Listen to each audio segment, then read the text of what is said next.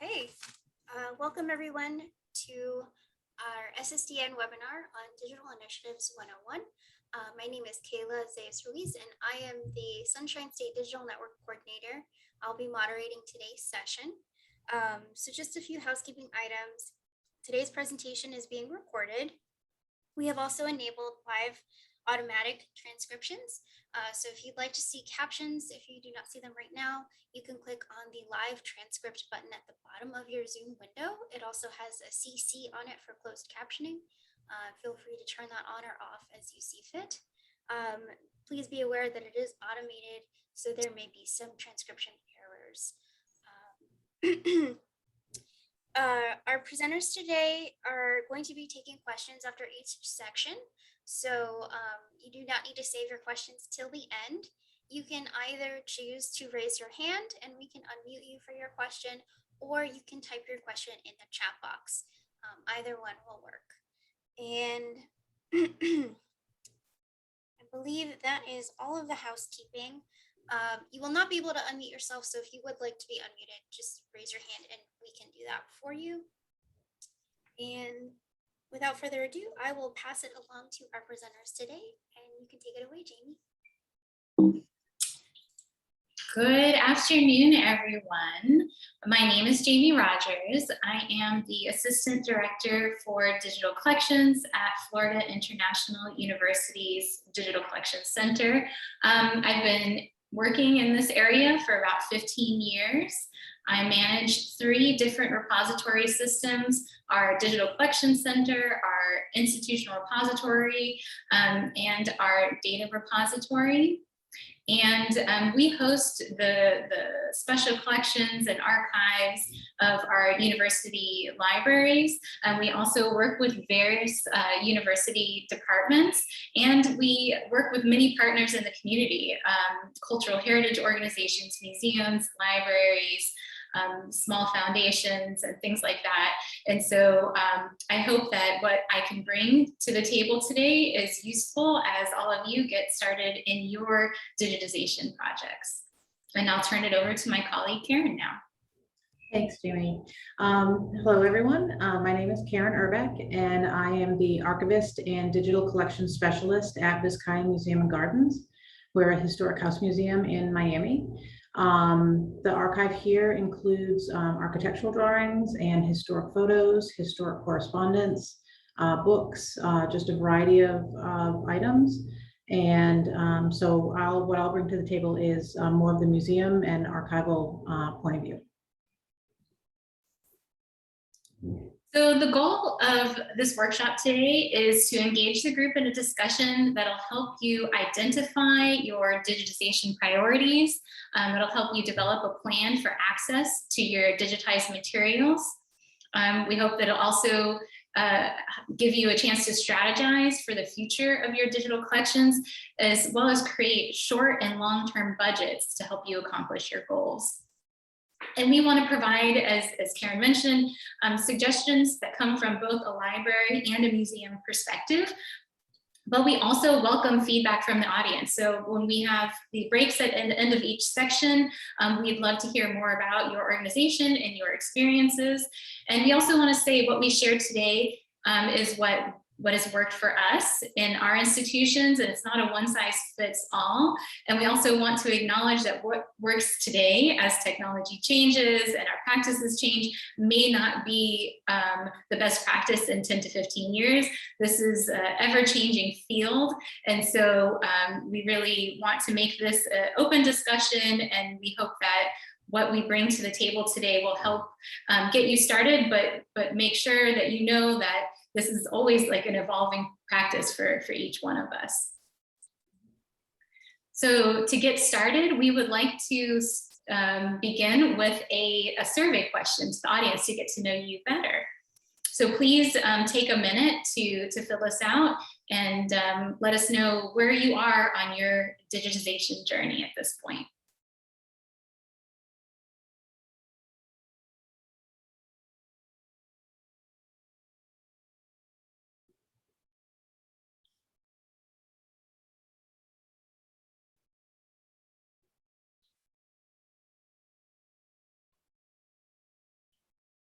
Okay, we've got about 75, oh great, 80% participation.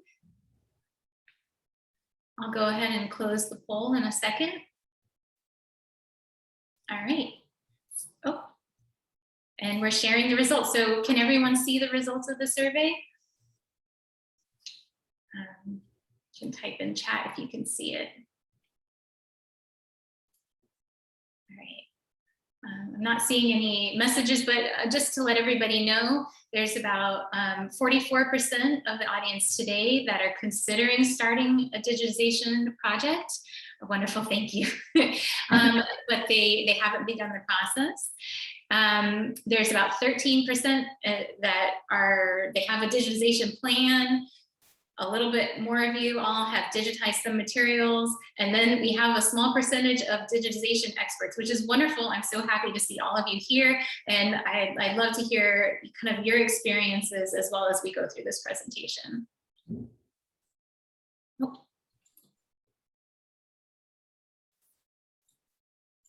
So the first section that we're going to run through is helping you identify your digitization priorities. And for this, really, the first thing you want to do is to think about the purpose for beginning the digitization process. This is going to guide your decision at every level.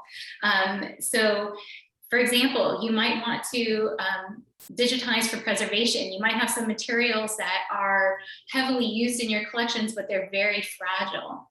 And so those might be a priority for you to digitize.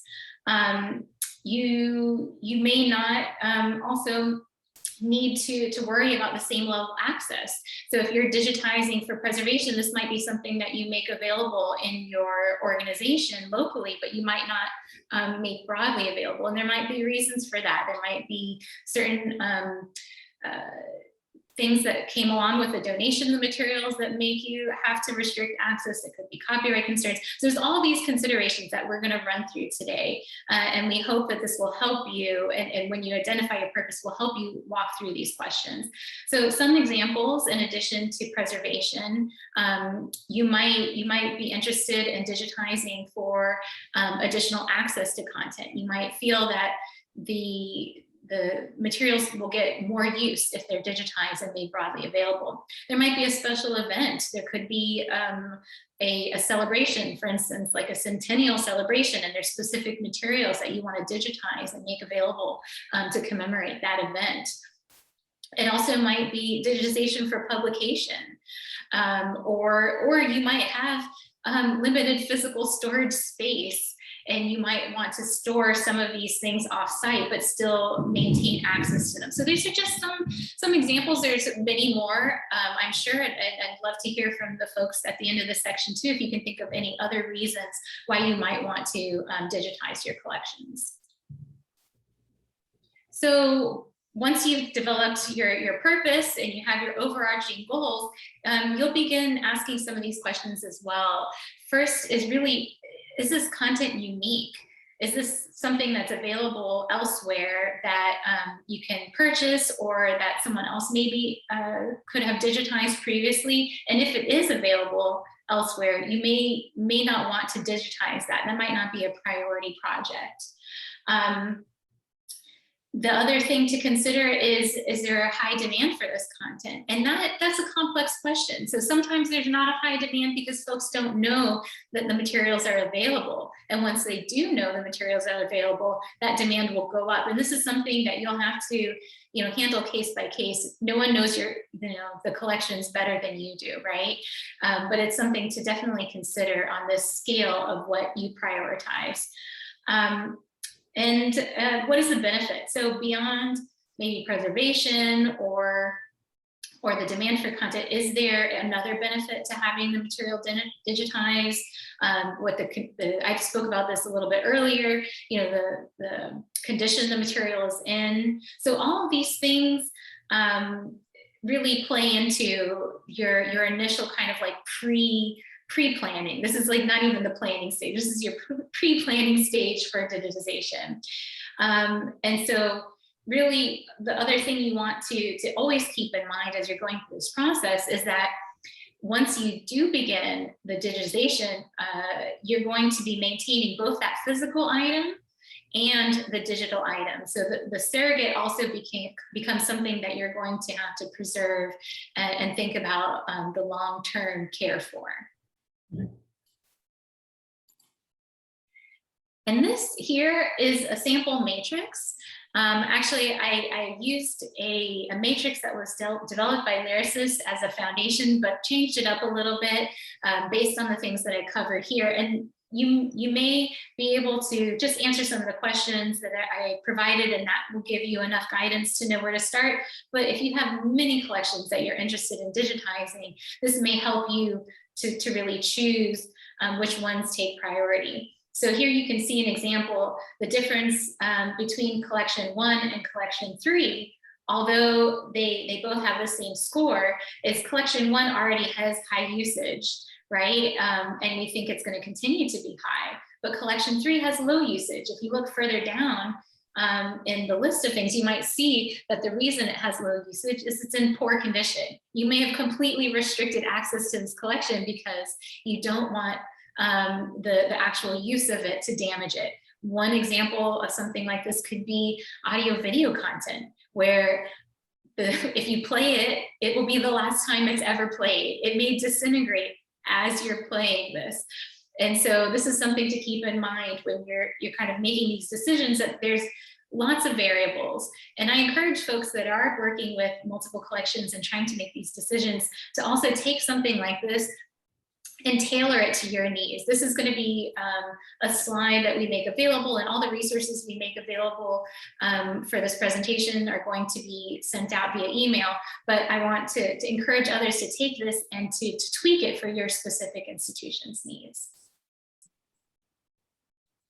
So one of the first things that you'll need to look at when you're selecting collections is the copyright status of those collections. And that will inform what you're able to do with the digital surrogates. If something is still protected by copyright, that doesn't mean that you would not digitize it, and it does not even mean that you would not make it available. But you have to consider you have to consider it when you are doing this. Most archives, the contents are unpublished typically, and so they are still protected by copyright. So what you'll need to do is you'll need to determine who the copyright holder is and whether their rights have expired or not. Oftentimes, whoever donates the item to your repository, they may or may not be the copyright holder. One of the most confusing things is with a photograph, the photographer is the copyright holder. So someone who gives you some photographs, they are not the copyright holder typically, unless they're the photographer. So what you'll need to do is you just need to make sure that you have done your due diligence to see if you are operating within the law when you're hoping to host something online. Jamie, yeah. So thank you so much, Karen. So one of the things that you will have to take into consideration as you go through this process of copyright clearance as well is the nature of your organization and the nature of the use of these materials.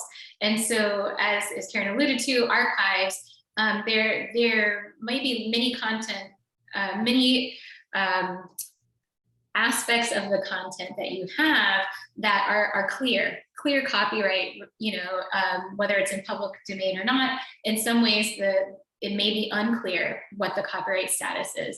But either way, if you are using this for instance, publication, and it's for profit, that may limit your ability to digitize for that purpose. If you are a non-for-profit organization making these materials openly available for educational use, then that's where a fair use exception for copyrighted work may come into play. And I want to here draw the distinction between the ability for non-for-profit organizations to make fair use claims and make materials publicly available, and then the subsequent use of our patrons. So just because we are able to make it available online doesn't mean all of our patrons will be able to use the materials in the same way. And so what we really want to do in all cases is to make sure that that we do our due diligence in investigating the copyright, make sure that we're not infringing upon the intellectual property of the creators. And we're going to do like a risk assessment. And if we checked, if we decide to move forward and make a fair use claim for making these particular materials available, we're going to make sure that we go through this entire process and document each step of the way in our copyright, not only investigation, but in our fair use claim to those materials. And I'm not going to spend a tremendous amount of time talking about copyright and fair use, but I do want to say here that there's some fantastic resources from Columbia University, from Cornell, and the Sunshine State Digital Network is going to be hosting a set of copyright webinars in the near future. So probably October, November, look for an announcement for those copyright webinars coming out.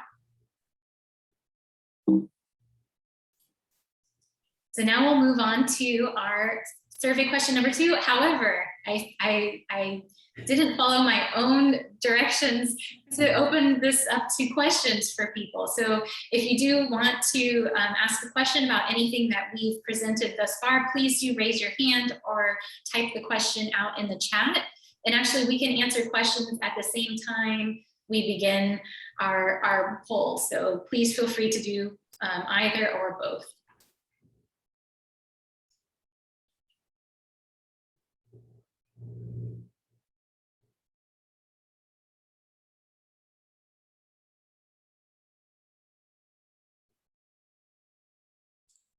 And if you don't know how to raise your hand in Zoom, you can go to the reactions button at the bottom of your Zoom window, and raise hand is one of the options there.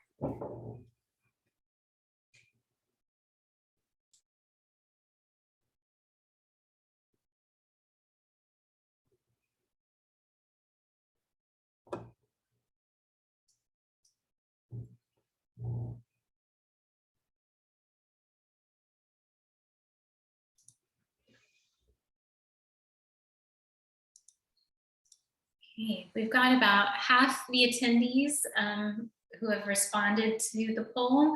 I think we can go ahead and close that out. So if you have a last minute, thanks, Kayla. So I'll go ahead and share the results to this. Okay. And so here you can see that, that the majority of people who've encountered a roadblock thus far underestimated the time commitment necessary to digitize and process. That's a huge one. It really is, and I'm not surprised to see that.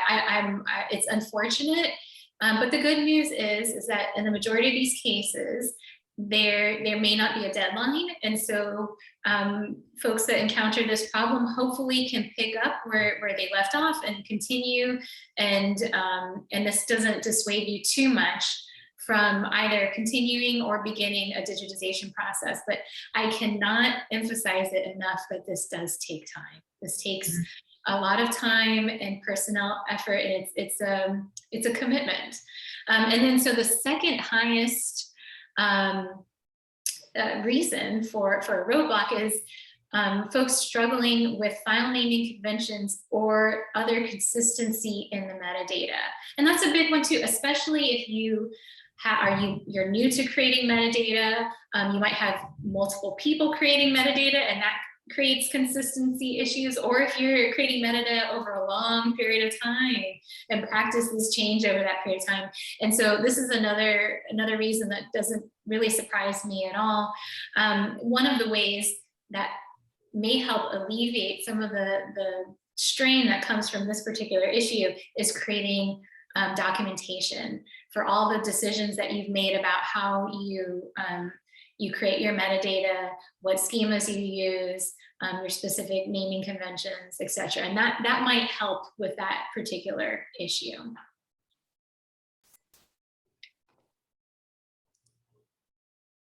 So the next section that we're going to go over is developing a plan for access to your materials.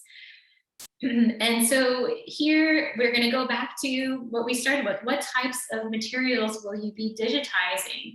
When you're selecting a digital asset management system, or DAM for short, some people call it digital library system, could be called a content management system. It goes by many different names, and there's lots of different solutions out there.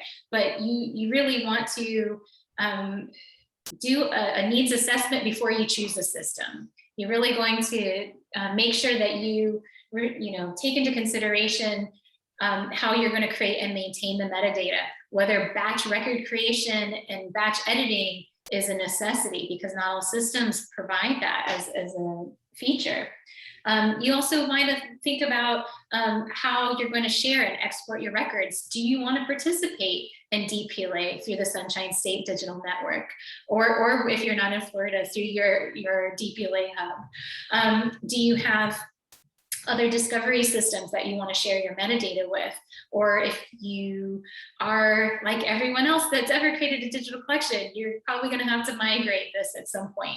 And not all systems are created equal in the ability to either expose the metadata, share it, or make it exportable easily. So this is something you want to investigate for every system that you look into.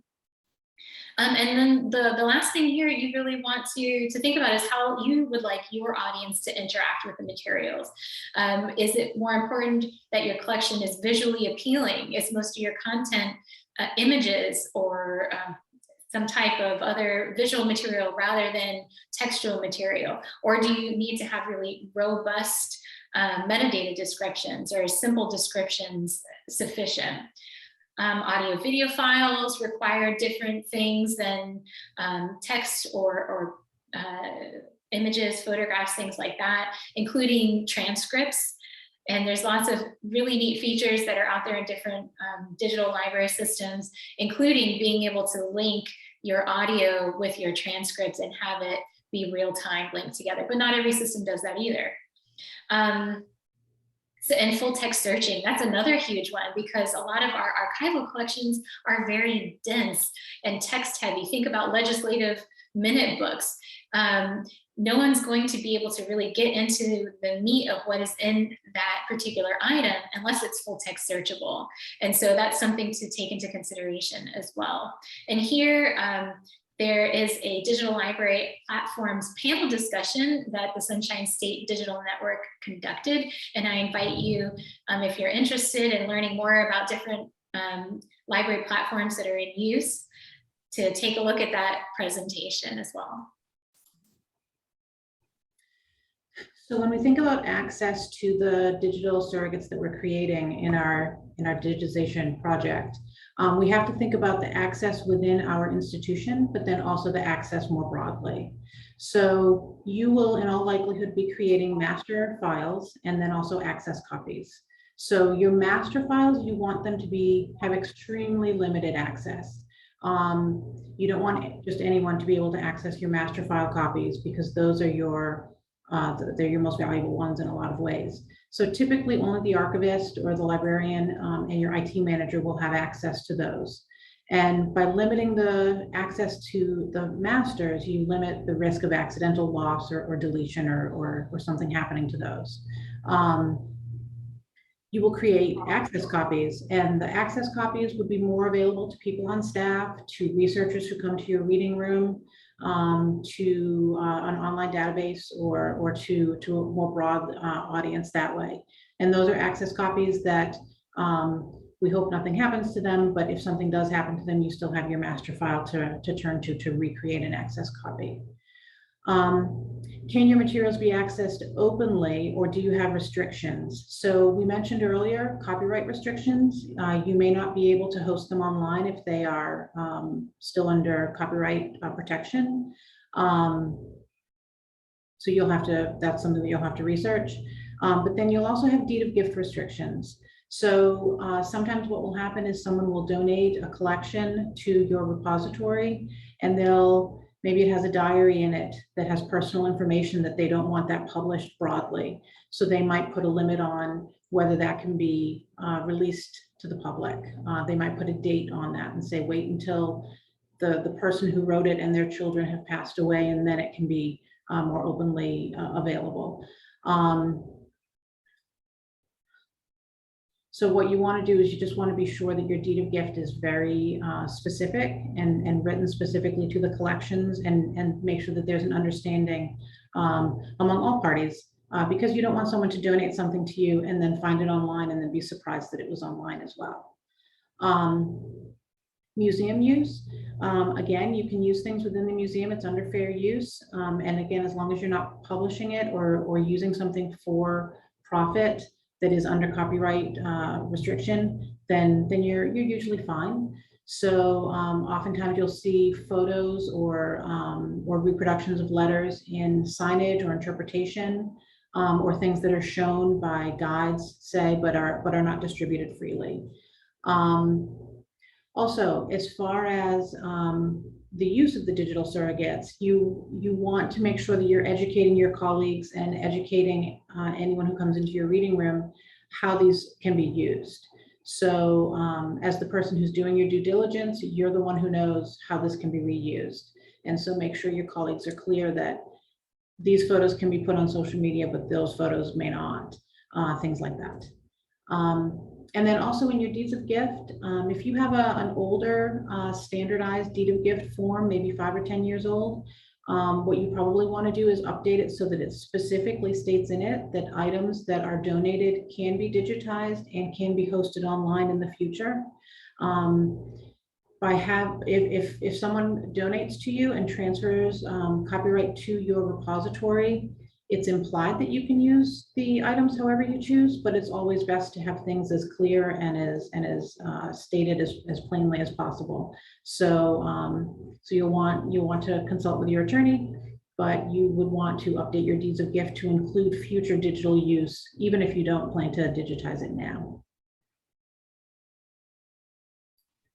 Thank you, Karen. And I would like to just end this section by saying that if your materials do require access restriction, there's many different ways that you can do this. And so perhaps the most restrictive way is to have these digitized items available in a single computer station that's in your particular organization, that folks will have to come onto site, log in, and access that material while there.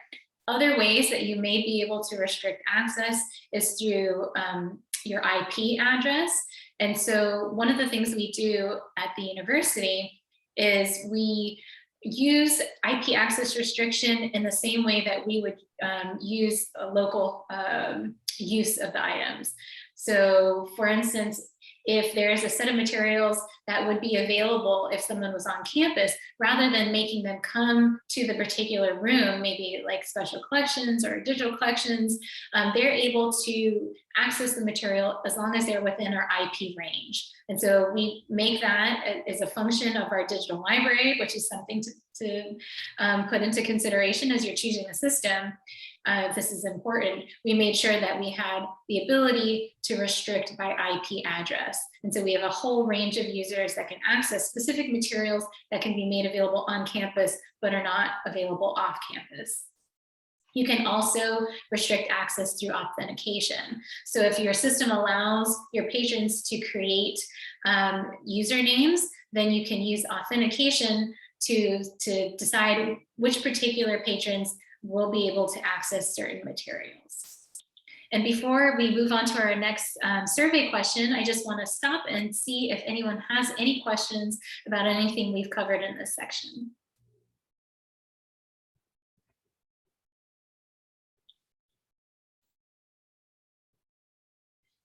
Okay, great. There will be opportunities to ask questions at the end of the presentation as well.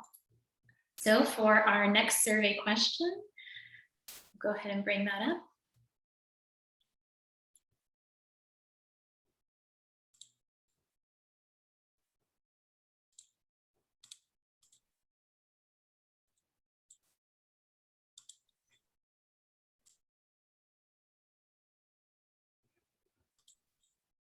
Bear with us 1 second as we get that queued up for you.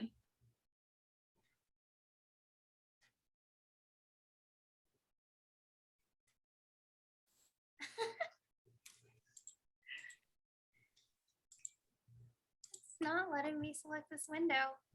No?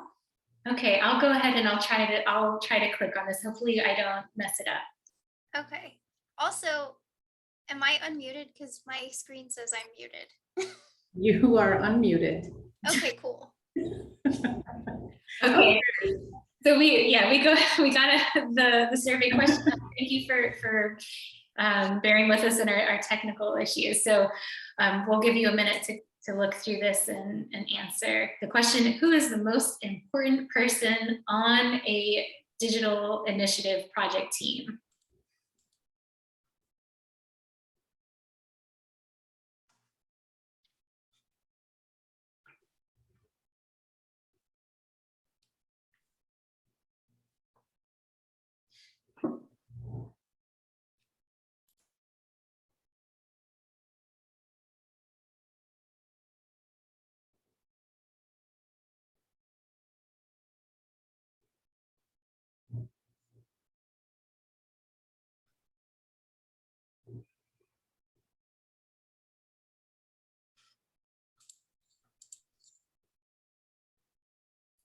All right, I'll go ahead and close this poll. We have 61%. I think some people may have been afraid to answer this. I'll share the results. Okay. Yes, someone asked, is that a trick question? I think it was. I think this was a trick question. Everyone is incredibly important. Every single person is essential, right? And some folks may wear multiple hats. So this is not necessarily one. Yes, great job, Jenny, and figuring out this was a trick question. And I see it's interesting to kind of get a feeling for what others see as the most important roles, and project manager is listed up there. And I think this is the person that does help kind of glue everything together. So that is also a very important role, but it was actually a trick question. Yeah. Well, and also in a lot of cases, there's one person wearing several of these hats. So it's an extra trick. So the next section we're going to cover is how we strategize for the future of your digital collections. Okay, so the first thing here is our digitization and our preservation plan. And this is massively important. This is a good plan will guide your efforts through the project you're thinking of, but then also potentially for several projects. It gives you your roadmap, and it gives you the consistency that we saw earlier. Consistency is something that a lot of us struggle with. A good plan will include pretty much everything that we're including in this webinar. And when I say a plan, it's a written plan. So it isn't just sort of the ideas or maybe a meeting and then notes, but actually thinking through, taking the time to go through all of these different topics and different aspects, make some decisions about how you want to approach things, and write that down so that it's available to everyone on the team. When you make these decisions in advance, then you know how to handle the situations as they come up. You can brainstorm with your colleagues, the people that you work with, maybe at a different institution that they worked at, did something and have some good ideas. So that helps to work with everyone on the team. And then also you want to come up with a plan that works with your institution, because what works for a larger university won't necessarily work for a smaller historical society or library, or all the different places where we find historic materials. There will be different needs and different capabilities and different abilities. A lot of times it's good to work with a consultant, an external consultant who can help guide you through some of these decisions. They'll give you an outsider's view. They will be able to ask you questions and probe and see what your abilities are, what your needs are.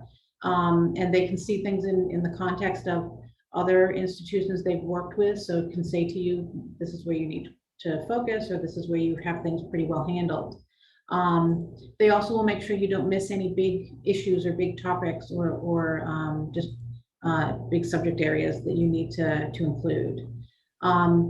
Again, the written plan consistency. The written plan gives you that consistency. So when you have several people working on a project, that will guide everyone in their metadata creation, in their file naming conventions, in the technical standards for how the actual digitization is happening.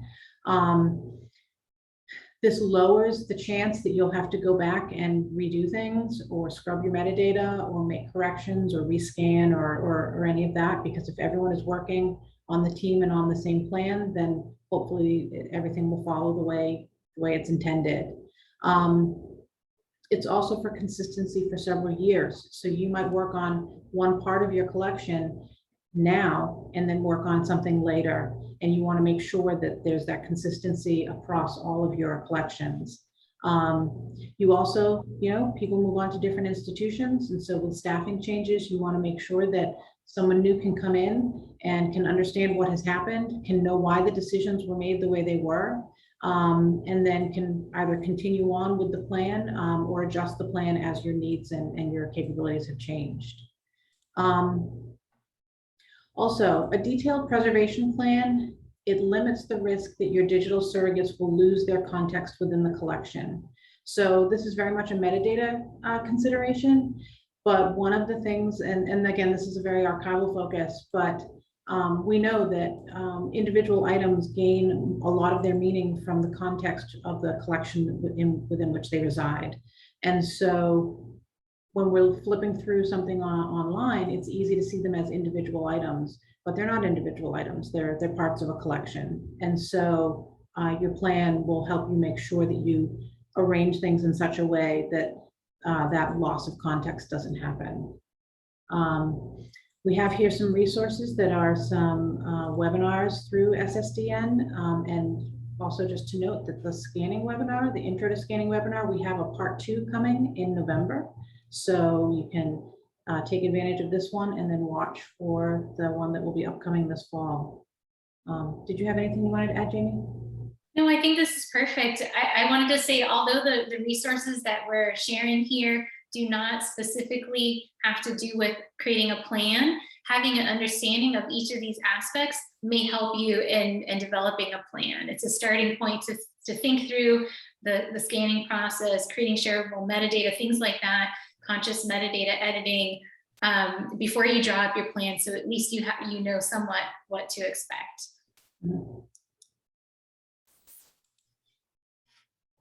And so here I wanted to start off, we talked a bit about preservation plans and storage, and I wanted to make a distinction between different instances where you may have a solution that's for long-term storage versus a solution that's for short-term storage. So short-term storage is really something that you will make use of that's active. You might have different versions of a file. This is where you're doing processing and things like that. So you don't want to have your preservation items in short-term storage. You don't want to maybe even have them on the same drive or the same set of folders if you can't have separate drives.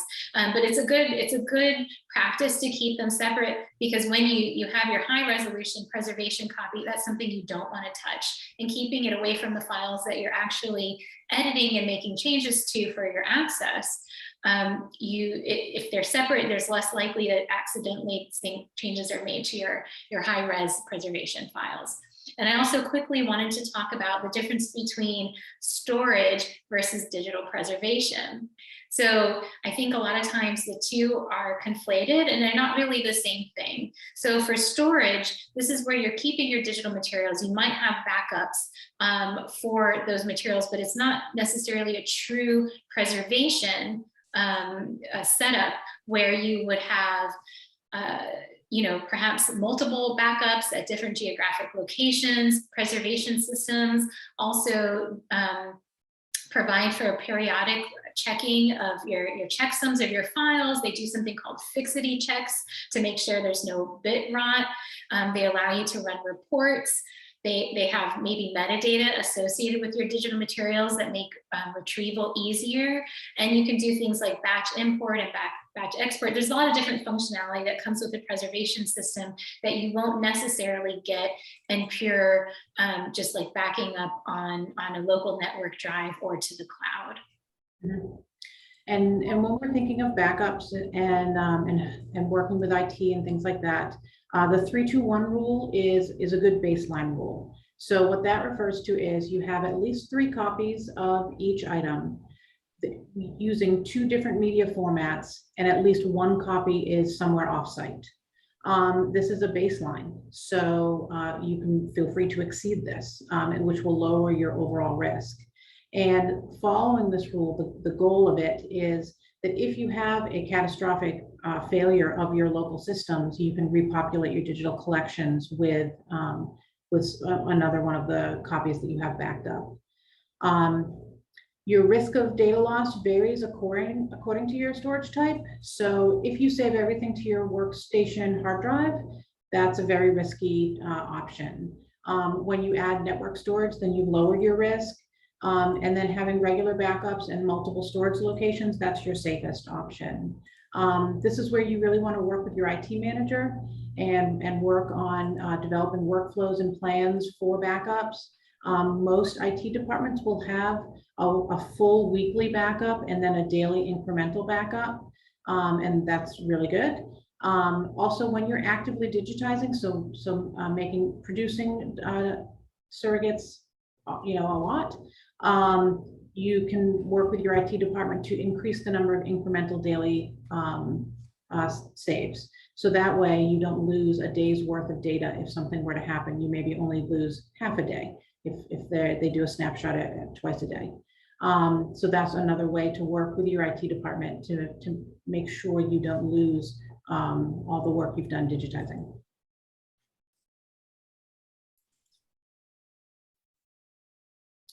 And I realize we're running close to the end of our time for this session, so I'll go through this fairly quickly, but it's something that we did slightly cover in the beginning when we asked the question about who is the most important person on the digital initiative team. And every role is very important and necessary. And as Karen rightly pointed out, one person may be performing several, if not all of the roles. Sometimes somebody is doing everything, right? But when you are creating your digitization plan and your preservation plan, you will have to clearly outline who is going to be responsible for each one of these roles. You want to make sure that there's no gap in this. For instance, you're bringing up your own digital library system, but you don't have an IT team to help support maintenance of this. And so that's going to become an issue. So really kind of working out who's going to do the system support, who's going to do the copyright clearance, the very crucial role, as someone pointed out in the notes, Rachel, that the digitization, of course, this wouldn't happen if we didn't have folks to do the digitization. And then within digitization, pointing out that there's some archival training necessary. So when you digitize, you also need to know how to handle the materials that could be very fragile. And so you have to be not only an expert in, maybe not an expert, everybody, but you have to have some knowledge in handling archival materials, but also knowledge in technically processing materials and using some of the software like Photoshop or some of the audio editing software like Audition to process, edit, reformat for your access copies. And then research is so crucial. And I think this is left out. You're creating metadata and describing what you see, but sometimes it's not what you see only. You have to do some research to better understand the materials that you're presenting to your patrons. And so the ability to conduct research is a crucial role in creating metadata. And I also have this term SOPs, which is standard operating procedures. And I think we've talked about this several times, but creating documentation or standard operating procedures or within your plan, these all make sure that what you're doing is consistent throughout the life of your project and beyond. And then finally, the preservation aspect, which we just mentioned. And so I think what we will do, we'll move right into survey question 4, but if folks at this time have additional questions, please feel free to raise your hand, and we're happy to address those as well.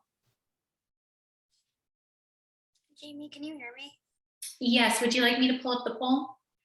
Yeah, does it say that it's still recording? Oh, yes, it does. Yes. Okay. I can't see half of the Zoom window, and I don't have any controls right now. Okay. So I'm gonna try to leave and come back. Okay. Well, also, I think we're all right. I mean, I just put the poll up. As long as it's recording, if you're okay, Yeah, I think we're okay. We have about 15 Okay. minutes left. that's Yeah. fine. Okay. I'll stay then. So you Okay. can hear me and all of that. So, but I can't see the chat or anything. Okay. We can monitor the chat as well. Okay, thanks. Thank you, Kayla. Thanks, Kayla. I just didn't want, for some reason, if you left, think everything to cut out. That's what I was afraid of. No, I don't want that either. So I'll stay. Yes, nobody wants that. So please do answer this is our last survey question for the webinar. So we'd like to get your response of what the best way there is to fund a digitization project. And it looks like everyone is really pointing to one particular way. And so this is really interesting.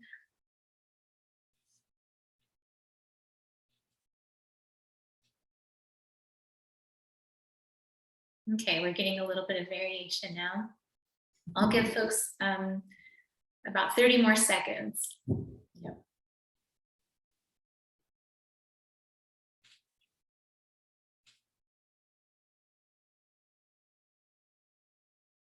All right, well, I'll go ahead and end the poll and share the results. And here you can see that almost everyone thinks or feels that general operating funds are the best way to fund a digital project.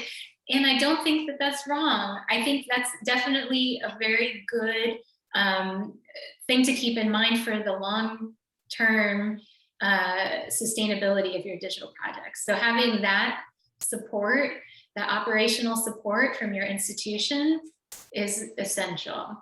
Yeah. But you can also fund with a large grant, and because sometimes that's the only option, right? Not everybody has the funds from their institution to begin a digitization project. And so I think Karen can jump in with your thoughts on this as well, but I think that probably all of these questions could be the right answer for your institution. Sure.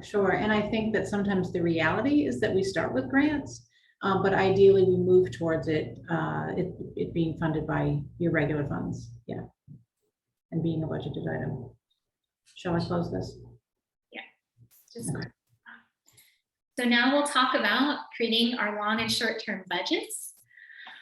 And we have a comment in the chat that the pandemic has proven that digital access is critical to the curriculum and support of distance learning. And so the operating budget needs to be revised upwards to facilitate digital access. I agree with that. And I want our administrators to hear that, right? for making that point. So I'm going to move a little quickly through the next several sections because we're going to try to end at 2 o'clock. So, and leave some time for questions if we can. So when we are creating our budgets for our digital projects, we have to think about developing an annual budget for not only perhaps your personal hosting or your institutional hosting, but possibly for vendors to host your collection. And if you're hosting locally, this is something that is a misconception when you get the software for free. If this is open access software, it doesn't mean that it's free because you do have to pay someone to maintain it and to keep it going in your institutional system. You also want to make sure that you account for your time. that the image capture, the metadata creation, the database uploading, the project management, which I was really, it's very interesting to see how much the folks attending to this call value the project manager as an integral part of the team. But I think this is the part that we leave out of our budgeting the most, right? We forget how much overhead there is in project management, and that really needs to be included in your budget. We want to talk about our long-term costs for storage and preservation, the things that Karen and I mentioned that would be either covered by a vendor preservation system or your internal IT department. And then we want to think about the growth of our digital collections. So this might be something that you fund short-term. And as everyone alluded to in the survey question, having that operational support, that institutional support is really important for long-term sustainability and growth of your digital collections. And so even a one-time digital collection is going to have ongoing operational costs to continue to maintain either through a vendor or personnel. So it's really never a one and done. This is a lifetime commitment, right? It's maybe not your personal lifetime, but the lifetime of your institution, hopefully. And they continue to invest in supporting these. And so I'm going to end this section with a fantastic resource by the Digital Library Federation. That's a cost calculator that you can use that goes through each of the points that we've covered today and will assign values and help you determine what your costs are going to be for your project. I use spreadsheets. That's like my go-to is Excel, but I'm able to do this because I have an idea about the personnel and the timing it takes for each one of these things. So it's a little bit more difficult to do if you're just starting out, but eventually you might want to custom tailor your own budgeting spreadsheets for each project. Okay, so equipment needs. When you are considering what your equipment needs are, you will be guided by the types of materials that you plan to digitize. So a flatbed scanner, it's pretty versatile. It will work for many small flat items like letters or photographs or legal documents. You will need more specialized equipment if you have collections that are oversized, like maps or artwork, three-dimensional items, and then audio-video recording, of course, that will require different equipment. You want to allow yourself time to become comfortable with any new equipment that you purchase, and also the software that goes with it. There's going to be a learning curve. It will take a little while to get familiar with everything and how it all works and how you save things and how you adjust your settings. These are specifics that can be in your preservation plan as well, how you want to have your settings set, but you want to make sure you know how everything works. Nothing lasts forever, so you may want to consider purchasing new equipment if you have older equipment. Often this can be written into a grant proposal that you purchase new equipment for that project. But you do want to plan that having a scanner, it won't last forever. And then you also want to remember the additional costs that you may have, like software, like service contracts, like extended warranties. And you'll make these decisions based on your institution's comfort with risk. Some people will always get the extended warranty, some people never will. And then it also depends on what your own abilities are as far as maintenance and things. So, yes. So I think that covers that one. Yeah. Thank you. Sorry, I think we also lost Kayla, so we'll continue. Oh, okay. Yeah. Well, I'm watching the clock too. We have 5 minutes. So. Yeah, okay. so luckily, this is really the last. I'm still here. Oh, okay. Okay. Perfect. Wonderful. All right. So this is really the last section we want to cover. You know, as we mentioned before, the project may have internal funding, but other times you're going to have to look for supplemental funding. And some of these things may not be just grant funding dollars. You may be able to support your projects through partnerships with other organizations. So leveraging resources that are available at other institutions is a really great way to take advantage of things that already exist and to lower costs for digitization initiatives. You might want to restructure within your department. And so it may be, I mean, honestly, this might be a requirement if you're shifting gears and there's someone who traditionally did bibliographic cataloging, but you need someone to create metadata.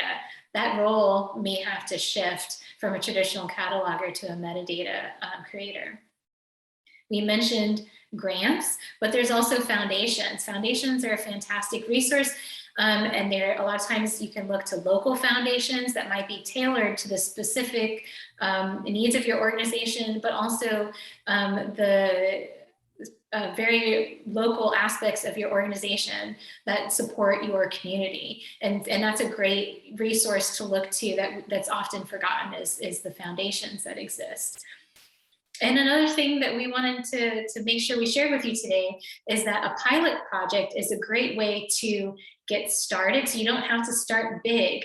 You can start small. It could be with seed grant funding or internal funding, and then that can be used to gain access to larger amounts of funds to support a larger digitization project. And so here we have resources listed that are presentations given through the Sunshine State Digital Network and getting buy-in for digital library projects, and also 2 grant writing webinars if you're interested in learning more about that process and what it takes, the different steps and the complexities involved in grant writing and administration. And so with that, we are going to provide you with the resource list. This is just really a recap of everything that's existed in the slides previously shown. And then also we wanted to let you know that both Karen and I are available to answer questions if you have any now, or after this presentation, you're welcome to contact us. And so with that, thank you so much for joining us today. And please do raise your hand or type in a question if you have any. I think we have about 3 more minutes.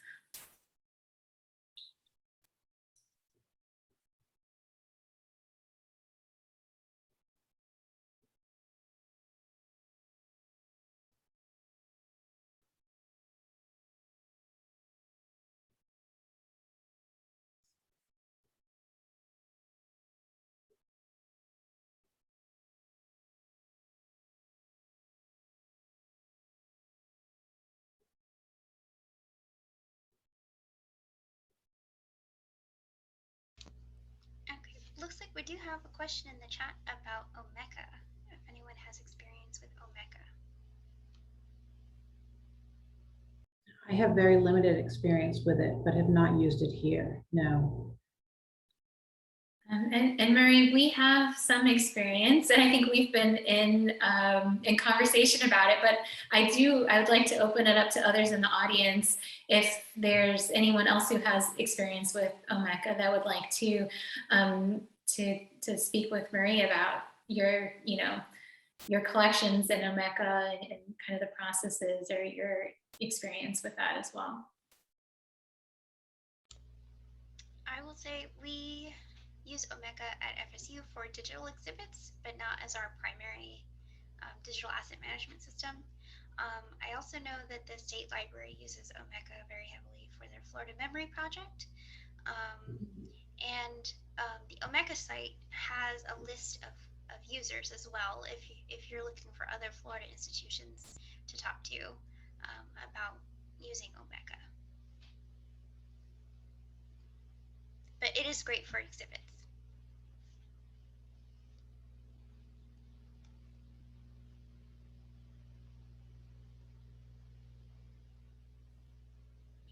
Well, I think that's just about it for time, but I really did want to thank everyone for joining us today. And again, I want to extend the offer for you to contact us if you have any further questions. So I hope you have a great weekend, everyone. Thanks, everybody.